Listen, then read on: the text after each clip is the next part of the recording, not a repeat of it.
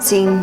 शुरू ही से यासीन और चित्राल भी हुंजा और नगर की सल्तनतों की तरह बहुत ही मशहूर रही हैं। यासीन ने कभी आज़ाद खुद मुख्तार स्टेट के मज़े लौटाए तो कभी ये अगयार के ज़ीर अताब आ गया। यासीन ने गिलगित बल्तिस्तान की तारीख में खौफनाक कत्ल व गारत का भी सामना किया, जबकि मेहतर गौहर अमान ने यासीन को न सिर्फ तरक्की की बुलंदियों पर पहुंचाया बल्कि अपने स्टेट की हदों को गिलगित बल्तिस्तान तक वसअत दी। कदीम ज़माने में यासीन को वर्शगूम के नाम से भी याद किया गया है। यासीन में बुरुशस्की और ख्वार दोनों ज़बानें बोली जाती हैं, लेकिन यहाँ यशकुन कबीले के लोग ज्यादा आबाद हैं। यासीन शुरू ही से एक अहम स्टेट रहा है, लेकिन ताज बरतानिया के ज़माने में इसकी अहमियत मजीद बढ़ गई जब ब्रिटिश और रशियन एम्पायर्स के दरमियान ग्रेट गेम का आगाज हो गया। दर्रा दरकुत या दरकुत पास यासीन को चित्राल से मिलाता है और इस तरह वाखान कॉरिडोर तक पहुंचने के लिए ये पास बहुत ही अहम रहा है, जिसकी वजह से यासीन भी अगयार की नजरों से नहीं बच पाया।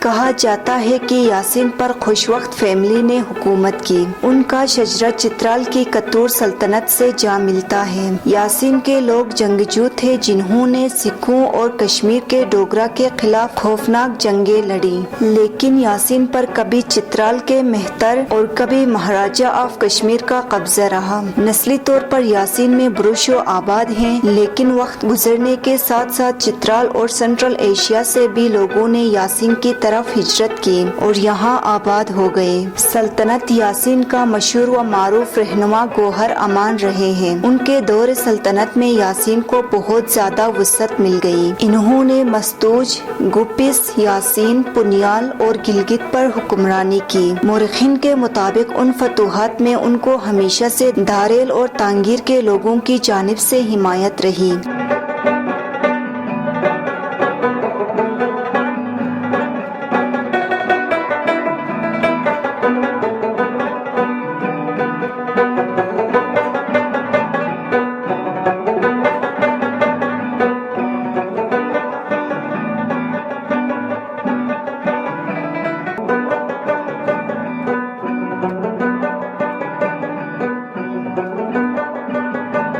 कहा जाता है कि 1841 में राजा गौहर अमान ने चढ़ाई की और इस दौरान इन्होंने राजा सिकंदर खान को कत्ल कर दिया और गिलगित पर कब्जा जमाया। राजा सिकंदर खान के भाई करीम खान अपनी जान बचाकर कश्मीर भाग गए। कहा जाता है कि वहां इन्होंने गौहर अमान के खिलाफ सिखों से मदद मांगी। मौरखीन के मुताबिक ये वही वक्त था जिसने गिलगित की तारीख को एक नई शक्ल दी, क्योंकि करीम खान की मदद की अपील ने गिलगित में अगयार की दरअंदाजी के लिए राह हमवार कर लिया। यानी इस अपील के साथ ही सिखों ने गिलगित का रुख कर लिया।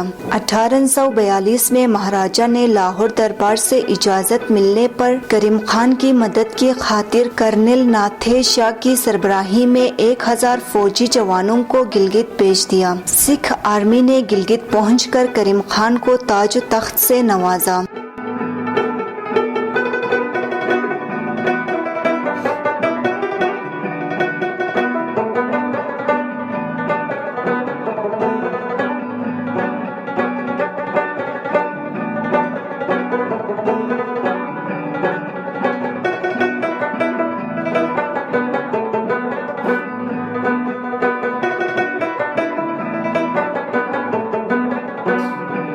उस वक्त गौहर अमान गिलगित से निकलकर वापस यासीन पहुंच गया था। सिख आर्मी ने मेहतर उदास की सरबराही में गौहर अमान का पीछा किया। सिख फौज यासीन जाना चाहती थी, लेकिन गौहर अमान ने शरोट और गुलापुर के दरमियान हमला किया और उनको शिकस्त दी। 1848 में गौहर अमान ने मेहतर ऑफ चित्राल की मदद से गिलगित पर दोबारा हमला किया। इस हमले के दौरान इन्होंने शेर किला, बारगो और शकियोट فورٹ میں قلعوں پر قبضہ کر لیا۔ مورخین کے مطابق گوہر امان کو گلگت کے مقامی لوگوں کی جانب سے بھی ان کو مدد حاصل تھی، جس کی وجہ سے انہوں نے نہ صرف پورے گلگت کو زیر نگین بنایا بلکہ انہوں نے چپروٹ قلعے پر بھی قبضہ کر لیا۔ 1852 میں گوہر امان نہ صرف ناؤپورا اور گلگت کے قلعوں پر قبضہ جمانے میں کامیاب ہو گئے بلکہ ان کو بہت بڑا جانی نقصان بھی پہنچایا۔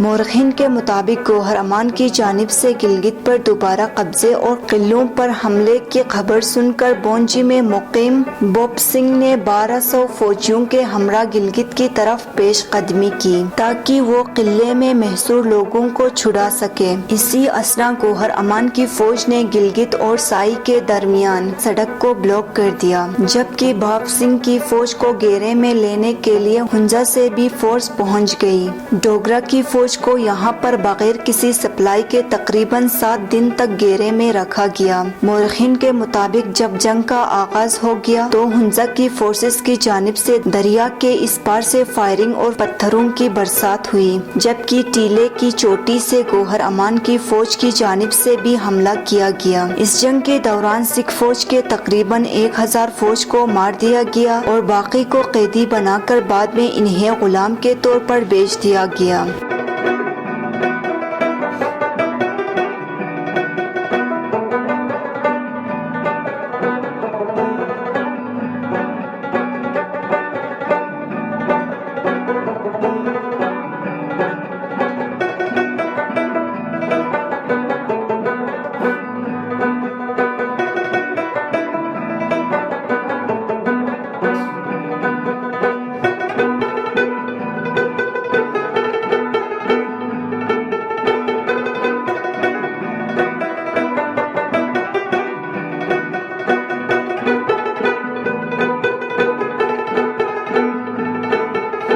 مورخین کے مطابق گوہر امان کی ان فتوحات کی وجہ سے سکھ نے ان کی زندگی میں کبھی گلگت پر قبضے کی جرات نہیں کی۔ جب 1860 میں رنبیر سنگھ نے تخت سنبھالا تو انہوں نے کرنل دیوی سنگھ کی قیادت میں 4 گنز سمیت 6000 فوجی جوان گلگت روانہ کیا تاکہ گلگت پر نہ صرف دوبارہ قبضہ کیا جا سکے بلکہ راجہ گوہر امان کو بھی پکڑ کر نشان عبرت بنایا جا سکے۔ مورخین کے مطابق رنبیر سنگھ کی یہ خواہش پوری نہیں ہو سکی کیونکہ سکھ فوج کی گلگت آمد سے قبل گوہر امان وفات پا چکے تھے، جس کی وجہ سے سکھ افواج کو گلگت پر دوبارہ قبضہ جمانے میں کوئی مزاحمت کا سامنا نہیں کرنا پڑا۔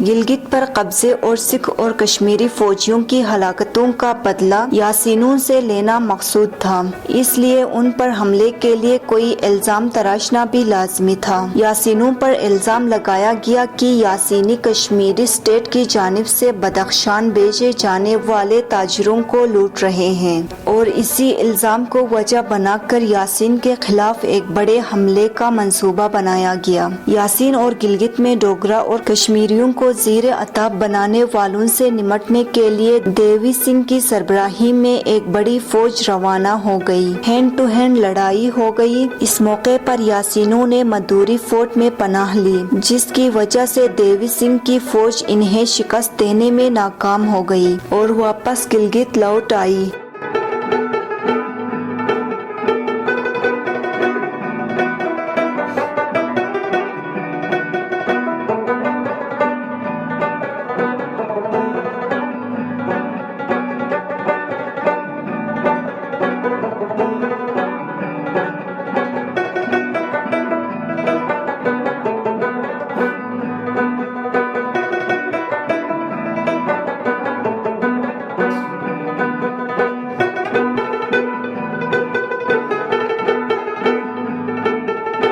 مورخین کے مطابق اس مہم کے بعد مالک امان چترال سے واپس آ گئے جبکہ عظمت شاہ گلگت بھاگ گئے، جس کے بعد یاسین پر دوبارہ قبضہ جمانے کے لیے ایک بہت بڑی فوج نے کمر کس لی۔ اس واقعے کا ذکر کرتے ہوئے ڈاکٹر لائٹنر اپنی کتاب میں لکھتے ہیں، عیسیٰ بہادر، غلام حیدر، عظمت شاہ، سیف علی، بخدور شاہ اور زور آور کی سرپرستی میں انفنٹری کے 9000 جبکہ کیولری کے 3000 جوانوں نے یاسین کی طرف پیش قدمی کی۔ یاسین پہنچنے سے قبل ہی مالک امان کو مذکورہ فوج کی روانگی کے حوالے سے خبر ملی، جس پر وہ دوبارہ چترال بھاگ گئے۔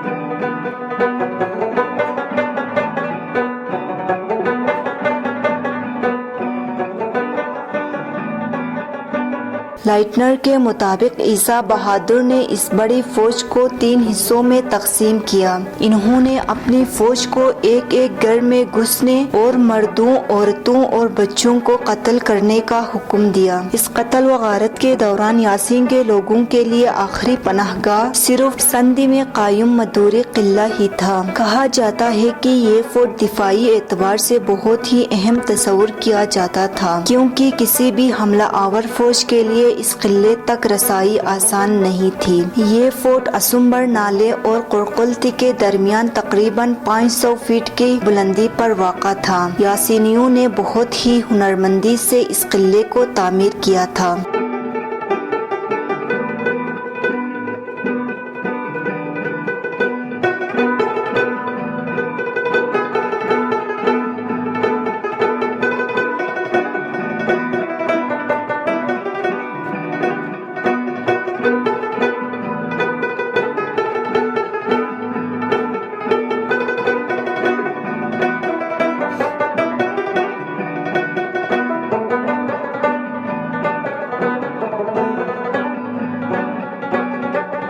کسی بھی ایمرجنسی میں زمینی راستے بند ہونے کی صورت میں قلعے تک رسائی اور رسد پہنچانے کے لیے خفیہ ٹنل بنایا گیا تھا۔ یاسینیوں کی جانب سے بہادری کے ساتھ لڑنے اور قلعے تک بآسانی رسائی نہ ہونے کی وجہ سے سکھ فوج اس پر قبضہ جمانے میں بری طرح ناکام ہو گئی۔ مورخین کے مطابق یہ فورٹ اس وقت سکھوں کے ہاتھ میں آ گیا جب قلعے کے اندر ہی سے خفیہ ٹنل کے حوالے سے مخبری کی گئی۔ سکھ فوج نہ صرف اس قلعے پر قبضہ کرنے میں کامیاب ہو گئی بلکہ انہوں نے تاریخ کی بدترین و خوفناک قتل و غارت کی مثال بھی رقم کی۔ سکھوں نے اس حملے میں اپنا بدلہ لینے کی خاطر قلعے میں 2000 لوگوں کو قتل کر دیا۔ انہوں نے عورتوں اور بچوں کو بھی نہیں بخشا۔ مورخین کے مطابق سکھ فوج نے نہ صرف یاسین کو لوٹا بلکہ پورے علاقے کو آگ لگا کر خاکستر کر دیا۔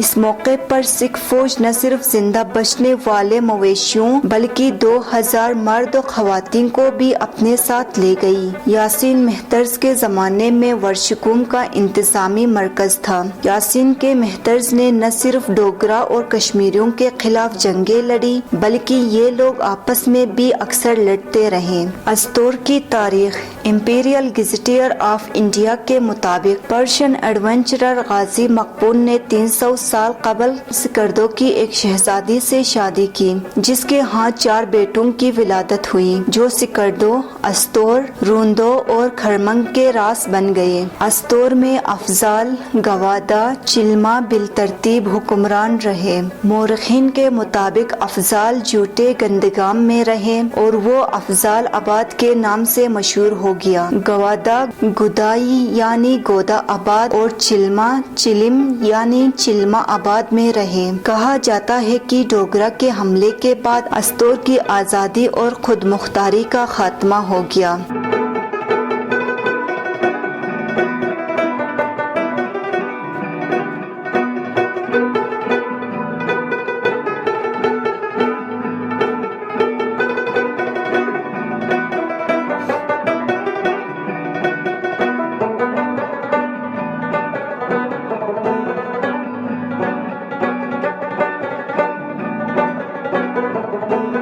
گلگت بلتستان کے 3 انتظامی ڈویژنز۔ گلگت بلتستان کو 3 انتظامی ڈویژنز بروشال یعنی گلگت، دیامر اور بلتستان میں تقسیم کر دیا گیا ہے اور یہ تینوں ڈویژنز 10 اضلاع پر مشتمل ہے۔ بروشال یا گلگت ڈویژن میں گلگت، غزر، نگر اور ہنزا شامل ہے۔ دیامر ڈویژن میں استور اور چلاس شامل ہے۔ بلتستان ڈویژن میں ضلع سکردو، ضلع کھرمنگ، ضلع شیگر اور ضلع گانچے شامل ہیں۔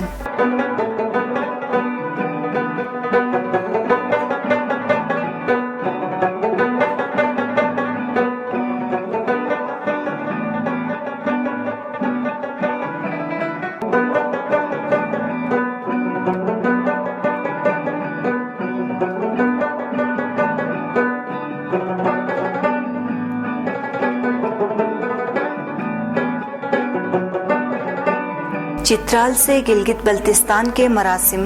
1895 میں برٹش حکام نے مقامی لوگوں کی جانب سے بغاوت کے باعث گھیرے میں لیے جانے والے قلعے کو چھڑانے کے لیے ایک فوجی مہم چترال روانہ کر دیا۔ چترال میں اس وقت گدی نشینی کی رسہ کشی جاری تھی، جس کے باعث پاور کئی لوگوں کے ہاتھوں میں آئی تھی۔ اسی دوران ان کی سلطنت میں مداخلت کرنے والی برطانوی فورس کے تقریباً 400 جوانوں کو فورٹ کے اندر محاصرے میں لے لیا گیا تھا، جنہیں گلگت سے آنے والے چھوٹے فوجی دستے اور پشاور سے آنے والے بڑے دستے نے چھڑا لیا۔ اس لڑائی کی وجہ سے گریٹ گیم کے آخر میں دونوں طاقتیں چترال بارڈر کی طرف متوجہ ہو گئی، کیونکہ برطانوی حکام نے رشیا کی جانب سے چترال کے راستے انڈیا پر حملے کا خدشہ ظاہر کیا۔ لیکن مورخین کے مطابق دونوں طاقتیں اس علاقے کی جغرافیہ کے حوالے سے زیادہ واقف نہیں تھیں، جس کی وجہ سے برطانیہ نے حالات کا جائزہ لینے کے لیے کئی افراد کو یہاں بھیج دیا۔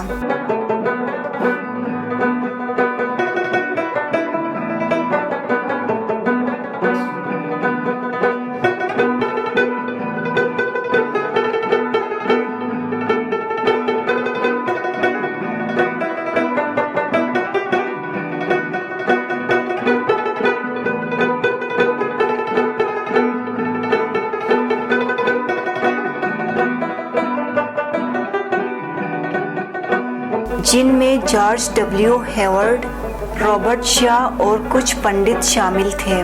کہا جاتا ہے کہ ہیورڈ کے قتل میں چترال کے حکمرانوں کا ہاتھ بھی ہو سکتا ہے۔ 1871 سے رشین ایکسپلوررز نے پامیر ماؤنٹینز کا رخ کیا تھا۔ 1889 میں رشینز چترال اور ہنزا میں داخل ہو گئے۔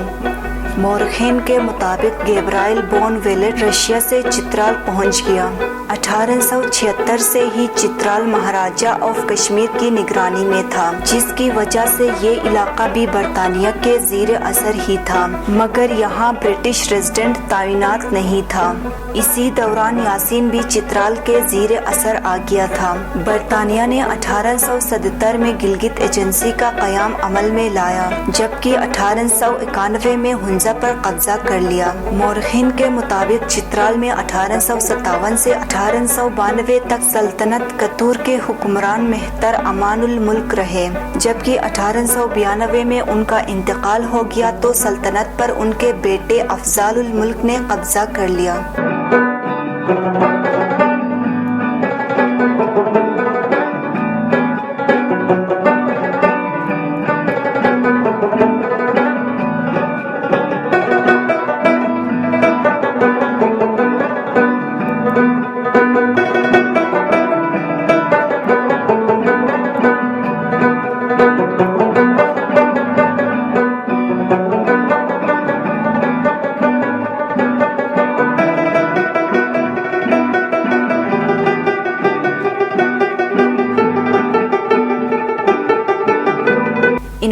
اپنے سوتیلے بھائیوں کو قتل کر کے خود کو مضبوط کرنے کی کوشش کی۔ اس دوران امان الملک کے بھائی شیر افضل خان، جو کابل افغانستان میں پناہ گزین تھا، خفیہ طور پر کچھ سپورٹرز کے ساتھ چترال میں داخل ہو گیا۔ امان الملک کے دوسرا بیٹا نظام الملک، جو جان بچا کر برٹش کے پاس گلگت میں موجود تھا، نے اپنی فوج کو جمع کر کے چترال کی طرف پیش قدمی شروع کی۔ ان میں شیر افضل خان کی جانب سے بھیجے گئے 1200 جوان بھی شامل تھے۔ شیر افضل بے بسی کی حالت میں دوبارہ افغانستان بھاگ گئے، جبکہ برٹش حکومت اور برٹش ریزیڈنٹ BEM گورڈن کی نوازشوں کے باعث نظام الملک نے اس سلطنت پر قبضہ کر لیا۔ مورخین کے مطابق 1 سال کے اندر ہی نظام الملک کو اپنے ہی بھائی امیر الملک کے حکم پر قتل کر دیا گیا۔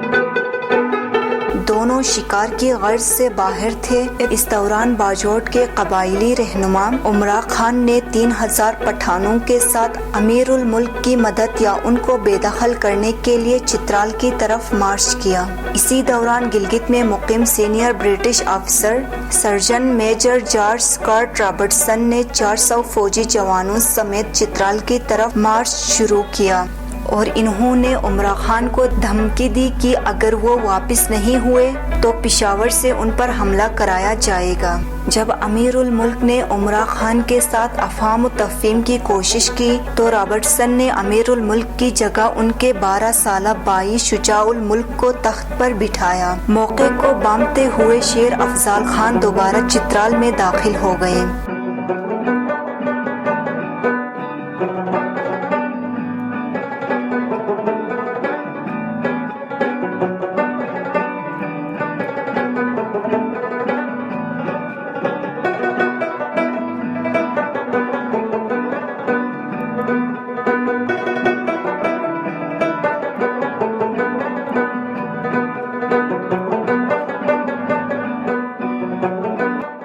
مورخین کے مطابق شیر افضل خان پلاننگ کے تحت تخت پر قبضہ جمانے آئے تھے۔ ان کے پلان کے مطابق اگر شیر افضل خان کو تخت ملا تو اس کے بدلے عمرہ خان کو چترال میں ایک علاقے سے نوازا جائے گا۔ رابرٹسن حفاظت کی خاطر جیسے قلعے میں داخل ہو گئے تو مقامی افراد کی جانب سے ناراضگی اور ناپسندیدگی کا اظہار کیا گیا۔ چترال فورٹ میں تقریباً 543 لوگ تھے، جن میں 5 برٹش آفیسر سمیت 343 لڑاکا یا فائٹرز تھے۔ یونٹ میں 14 سکھ اور کشمیری انفنٹری، جبکہ آرٹلری سپورٹ میں 2 RML، 7 پاؤنڈر ماؤنٹین گنز اور 80 راؤنڈ ایمیونیشن شامل تھے۔ ان کے پاس صرف 1 ماہ کا راشن اور ہر فوجی جوان کے لیے 300 کارتوس باقی رہ گئے تھے۔ مورخین کے مطابق کیپٹن چارلس ٹاؤن شینڈ نے فورٹ کی کمانڈ کی۔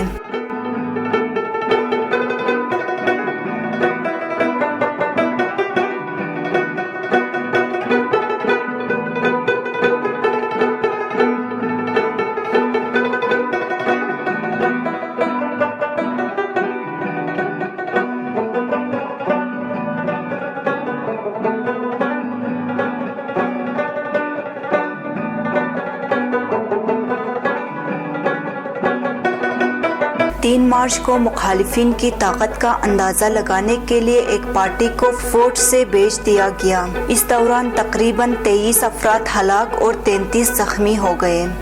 اسی دوران ہی گلگت سے آنے والی چھوٹی فورس کو چترالیوں نے شکست دی اور ساتھ لانے والے دھماکہ خیز مواد کو بھی اپنے قبضے میں لے لیا۔ 5 اپریل تک چترالی فورٹ سے چند فٹ کے فاصلے پر تھے، جبکہ 7 اپریل کو انہوں نے فورٹ کے جنوب مشرقی ٹاور کو آگ لگا دی۔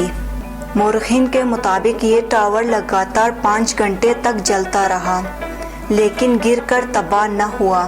4 दिन बाद चित्रालियों ने फोर्ट तक रसाई के लिए टनल खोदना शुरू कर लिया। चित्रालियों ने इस काम को मुकम्मल राजदारी से अंजाम देने के लिए एक खूबसूरत प्लान तैयार कर लिया। इन्होंने टनल करीबी घर से निकालना शुरू किया। काम करते वक्त करीबी फोर्ट तक आवाज न सुनने की खातिर चित्रालियों ने गाना गाने और शोर शराबे की महफिलें कायम करने की नाटक की।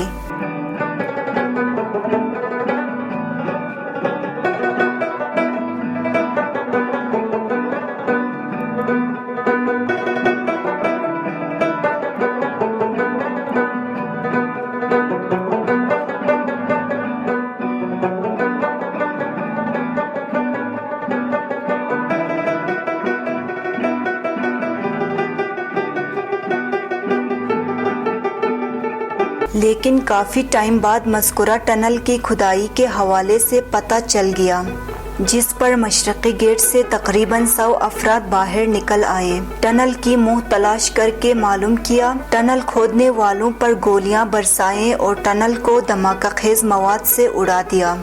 इस दौरान फोर्ट से आए हुए 8 जवान भी हलाक हो गए। मौरखीन के मुताबिक 18 अप्रैल की रात को किसी ने दीवार से आवाज दी कि फोर्ट का मुहासरा करने वाले भाग निकले हैं। अगली सुबह जब देखा तो उनको पता चला कि वो वाकई भाग गए थे। 20 अप्रैल को गिलगित से केली की रिलीफ फोर्स चित्राल में दाखिल हो गई। मौरखीन के मुताबिक फोर्स ने देख लिया कि फोर्ट के अंदर महसूर होने वाले चलते फिरते मुजस्मे बन गए थे, यानी कमजोर होकर उनकी सिर्फ हड्डियां बाकी रह गई थी, क्योंकि ये फोर्ट 1.5 माह तक मुहासरे में रहा था और इस दौरान फोर्ट की हिफाजत पर मामूर 41 जवान भी हलाक हो गए थे।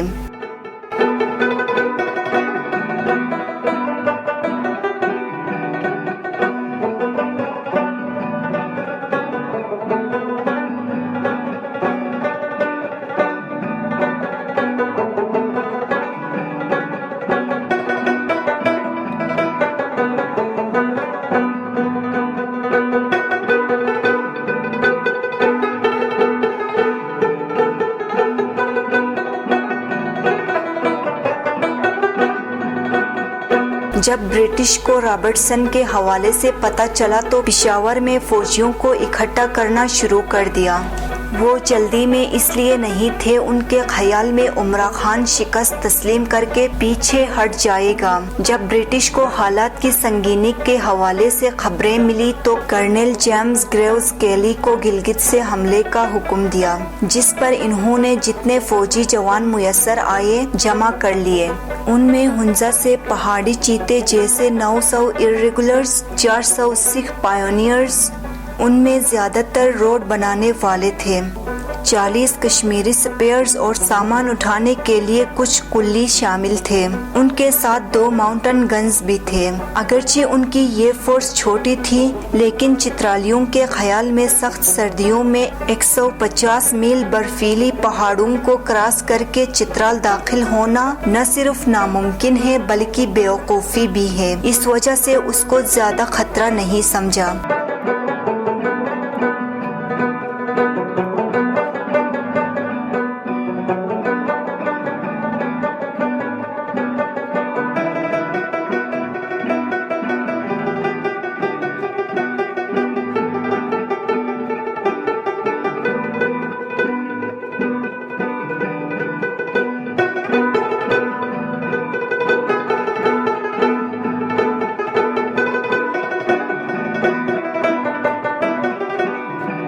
केली और उसकी फोर्स ने 23 मार्च को चित्राल का रुख कर लिया। 30 मार्च को इन्होंने 10,000 फीट तक बर्फ को अबूर किया।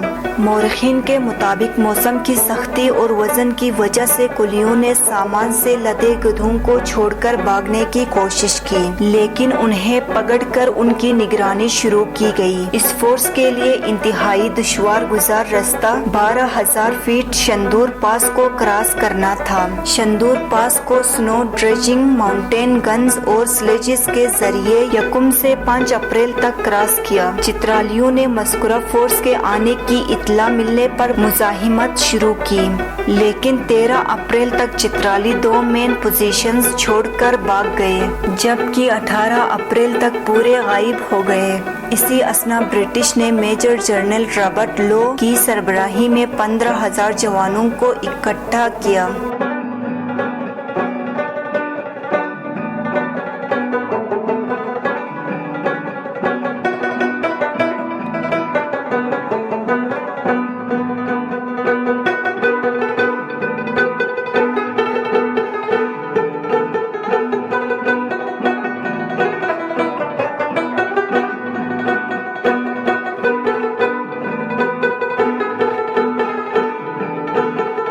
ان کے ہمراہ بریگیڈیئر جنرل بیڈن بلڈ بھی تھا، جو ان کا چیف آف سٹاف تھا۔ گلگت سے کیلی کی روانگی کے ایک ہفتے بعد پشاور سے وہ روانہ ہو گئے۔ مورخین کے مطابق ان کے ہمراہ فرانسس ینگ ہسبینڈ بھی تھا، جو آفیشل لیو پر ہونے کی وجہ سے لندن ٹائمز کے لیے رپورٹنگ کر رہا تھا۔ 3 اپریل کو انہوں نے مالاکنڈ پاس پر حملہ کیا، جس کی دفاع 12,000 مقامی جنگجو کر رہے تھے۔ 17 اپریل کو عمرہ خان کے لوگوں نے منڈا میں ان کے محل کی دفاع کی کوشش کی، لیکن ان کی تعداد کم ہونے کی وجہ سے وہ بھاگ گئے۔ مورخین کے مطابق محل میں گھسنے کے بعد برٹش فورس کو ایک لیٹر مل گیا، جس میں ایک اسکاٹش کمپنی کی جانب سے 3,700 روپے میں میکسیم گن اور 34 روپے میں ریوالور دینے کی پیشکش کی گئی تھی۔ اس کے بعد اس کمپنی کو انڈیا چھوڑنے کا حکم دیا گیا۔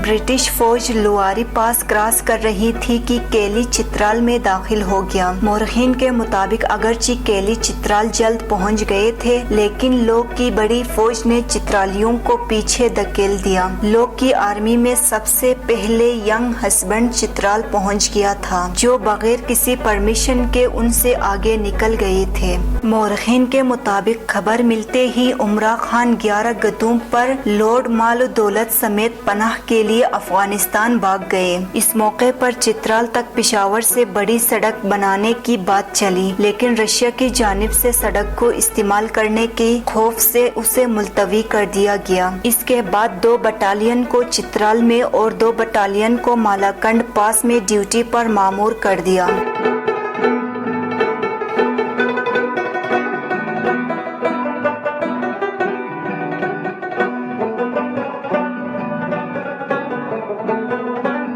ان کو خبر ملی کہ برٹش کے چلے جانے کے بعد رشیا چترال پر قبضے کا پلان بنا رہا ہے۔ 1895 کے بعد چترال پرسکون رہا، جبکہ رابرٹسن نے 12 سالہ شجاع الملک کو چترال کا مہتر بنایا۔ انہوں نے 41 سال تک چترال پر حکمرانی کی اور وہ 1936 کو وفات پا گئے۔ مورخین کے مطابق برٹش تاریخ میں چترال ایکسپیڈیشن کو بہت زیادہ اہمیت دی گئی ہے۔ چترال فورٹ کی دفاع کرنے اور گلگت اور پشاور سے برٹش فوجیوں کی قیادت کرنے والوں کو برطانوی گورنمنٹ کی جانب سے مختلف اعزازات سے نوازا بھی گیا۔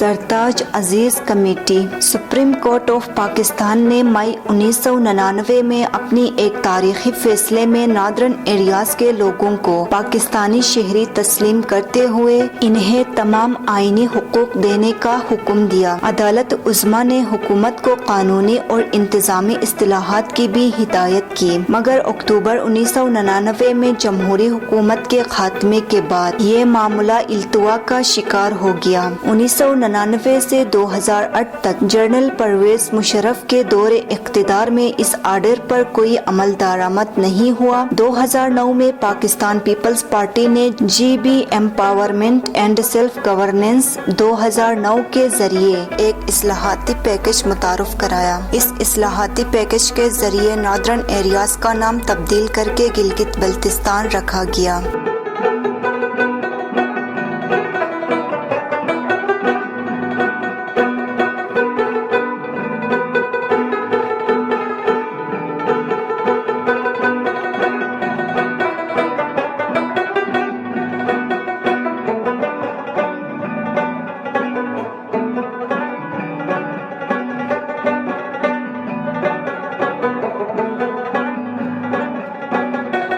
جبکہ منتخب وزیر اعلیٰ کی نگرانی میں 33 ممبران پر مشتمل قانون ساز اسمبلی قائم کی گئی۔ اس پیکج کے ذریعے انتظامی معاملات میں بھی گلگت بلتستان کو دیگر صوبوں کے قریب تر اختیارات دیے گئے۔ گلگت بلتستان کی عوام کی جانب سے مزید آئینی حقوق دینے کی ڈیمانڈ پر جی بی کی آئینی حیثیت تعین کرنے کے لیے مسلم لیگ نون کے دور حکومت میں وزیر اعظم محمد نواز شریف نے 29 اکتوبر 2015 کو سرتاج عزیز کی سربراہی میں 9 رکنی اعلیٰ سطحی آئینی کمیٹی تشکیل دی۔ اس کمیٹی میں اٹارنی جنرل اشتر اوصاف علی، وزیر اعظم کے معاون خصوصی خواجہ ظہیر احمد، وزیر اعلیٰ Gilgit Baltistan Hafeez ur Rehman, foreign secretary Aizaz Ahmad Chaudhry, secretary Kashmir affairs and G B Abid Hussain, chief secretary Gilgit Baltistan Tahir Hussain اور director general military operations major general Shamshad Mirza شامل تھے۔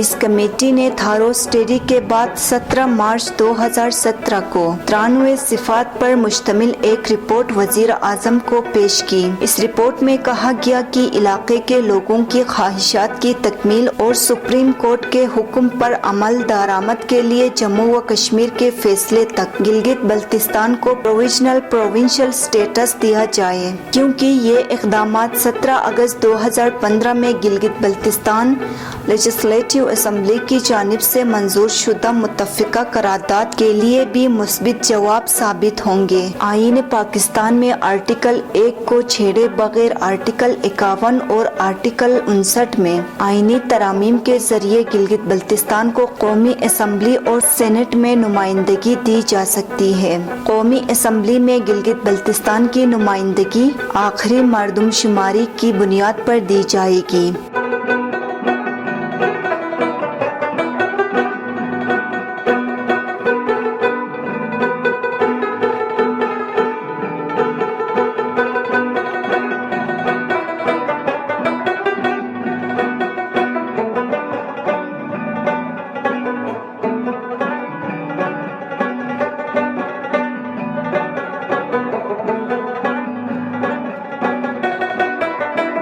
اس لیے گلگت بلتستان کو 3 اسپیشل سیٹیں دی جائیں، یعنی ہر ڈویژن گلگت، دیامر اور بلتستان کو 1 سیٹ دی جائے۔ اس میں ایک اضافی ویمن سیٹ کا اضافہ کیا جا سکتا ہے۔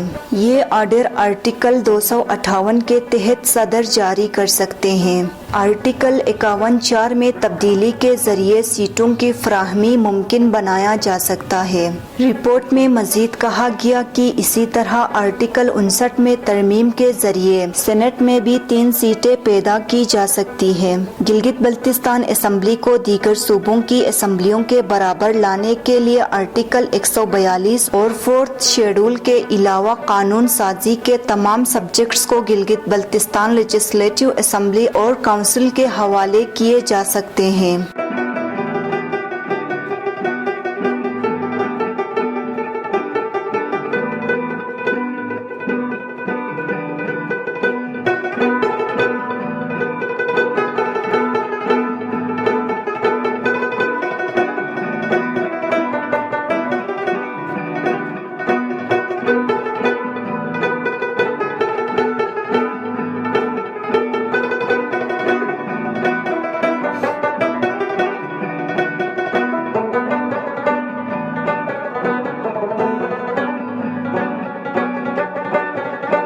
एग्जीक्यूटिव पावर्स समेत तमाम सब्जेक्ट्स को गिलगित बल्तिस्तान लेजिस्लेटिव असेंबली और काउंसिल के हवाले किए जा सकते हैं। गिलगित बल्तिस्तान गवर्नमेंट को भी कश्मीर की तरह स्पेशल इन्विटेशंस देकर तमाम आईनी बॉडीज यानी national economic council, national finance commission और इंडस रिवर सिस्टम अथॉरिटी में नुमाइंदगी दी जा सकती है और साथ ही साथ लोकल लेवल पर इख्तियारात की बेहतर मुंतकली के लिए मजबूत लोकल गवर्नमेंट सिस्टम दिया जा सकता है। जीबी हुकूमत की जानिब से 3 जुलाई 2017 को इंतजामी और फाइनेंशियल पावर्स के हवाले से तैयार करदा प्रपोजल मौसूल होने के बाद प्राइम मिनिस्टर ऑफिस की जानिब से मिनिस्टर ऑफ फाइनेंस, लॉ और कश्मीर अफेयर्स को शामिल करके दोबारा एक और कमेटी तश्कील दी गई।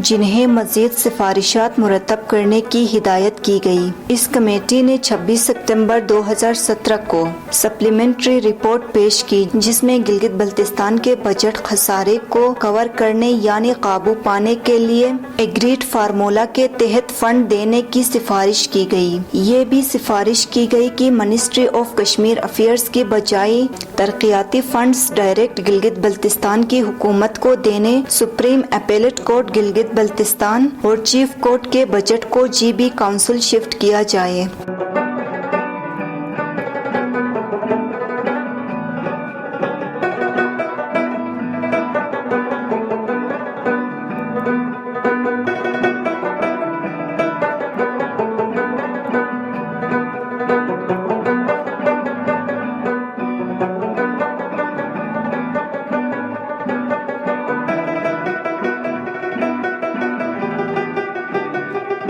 अठारहवीं तरमीम के तहत मिनिस्ट्री ऑफ कश्मीर अफेयर्स वफाकी हुकूमत के कोई भी नोटिफिकेशन जारी करने से कबल गिलगित बल्तिस्तान हुकूमत से मशवरा करने की भी सिफारिश की गई। मज़कूरा रिपोर्ट 3 जनवरी 2018 को उस वक्त के वजीर आजम शाहिद खाकान अब्बासी को भी पेश की गई। इन रिकमेंडेशंस पर अमल दरामद के लिए शाहिद खाकान अब्बासी की निगरानी में कई इजलास मुनक़िद हुए जिसके बाद government of Gilgit Baltistan order मंजूर किया गया जो मई में नाफिज किया गया। इस आर्डर के जरिए 3rd शेड्यूल में कई सब्जेक्ट्स का इजाफा करते हुए जीबी असेंबली को मजीद बाइख्तियार बनाया गया।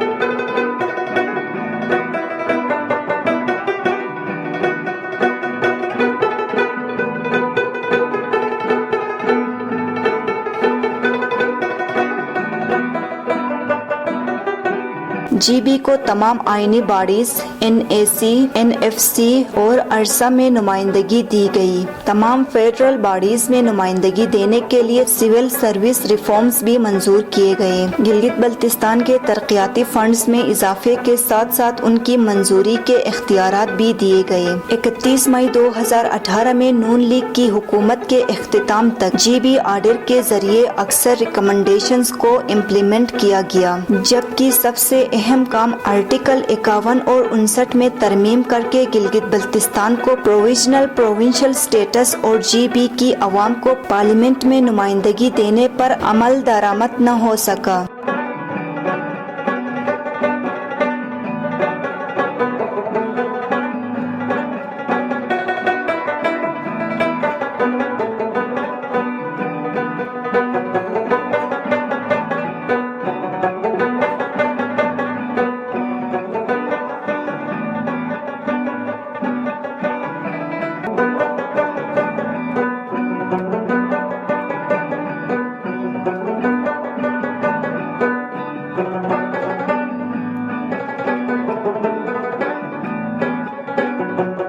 जुलाई 2018 में supreme appellate court Gilgit Baltistan ने GB ऑर्डर 2018 को सेट असाइड करके GB सेल्फ गवर्नेंस ऑर्डिनेंस 2009 नाफिज कर दिया, लेकिन 3 दिसंबर 2018 में सुप्रीम कोर्ट ऑफ पाकिस्तान ने इस फैसले को सस्पेंड किया और अदालत उज़्मा ने वफाकी हुकूमत को सरताज अजीज कमेटी की सिफारिशात की रोशनी में दोबारा ऑर्डर तैयार करने का भी हुक्म दिया। नई draft GB governance reforms order 2019 को अदालत उज़्मा में पेश किया गया, जो 17 जनवरी को मंजूर की गई और वफाकी हुकूमत को इस पर अमल दरामद का हुक्म दिया गया। 16 फरवरी 2019 को तमाम स्टेक होल्डर्स के साथ इजलास के बाद ये फैसला किया गया कि GB रिफॉर्म ऑर्डर 2019 पार्लियामेंट के जरिए शामिल किया जाएगा। इस मकसद के लिए minister Kashmir affairs and GB की निगरानी में एक कमेटी तश्कील दी गई। इसके बाद ये मामला कुछ वक्त तक इल्तवा का शिकार रहा।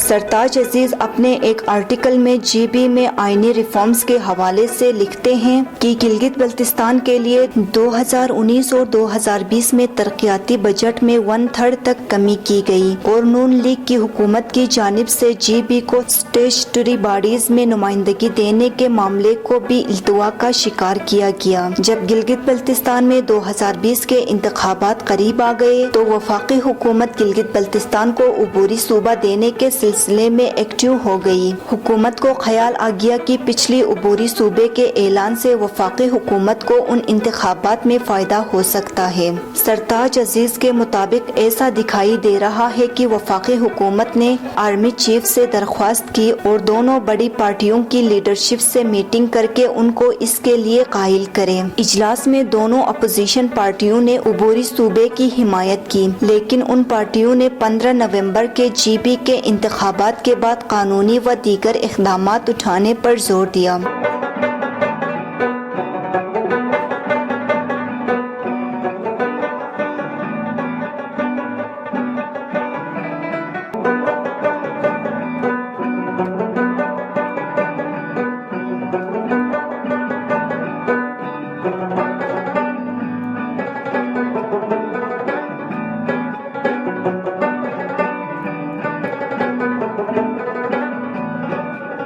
वज़ीर आज़म इमरान खान ने 30 अप्रैल को गिलगित बल्तिस्तान का दौरा किया।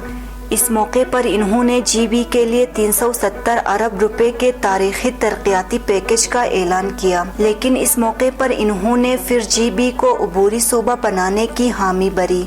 इन्होंने कोई खास टाइम फ्रेम नहीं दिया। सियासी मुबस्सरीन के मुताबिक आज़ाद कश्मीर में इंतखाबात होने वाले हैं। चूँकि कश्मीरी क़ियादत गिलगित बल्तिस्तान को अबूरी सूबा बनाने के हामी नहीं, इसलिए वज़ीर आज़म ने उनकी नाराज़गी नहीं मोल ली। जबकि सरताज अजीज कमेटी की सिफारिशात के बावजूद एक और कमेटी के क़याम की वजह भी यही है, ताकि कश्मीर में इंतखाबात तक इस मामले को मज़ीद तूल दिया जा सके।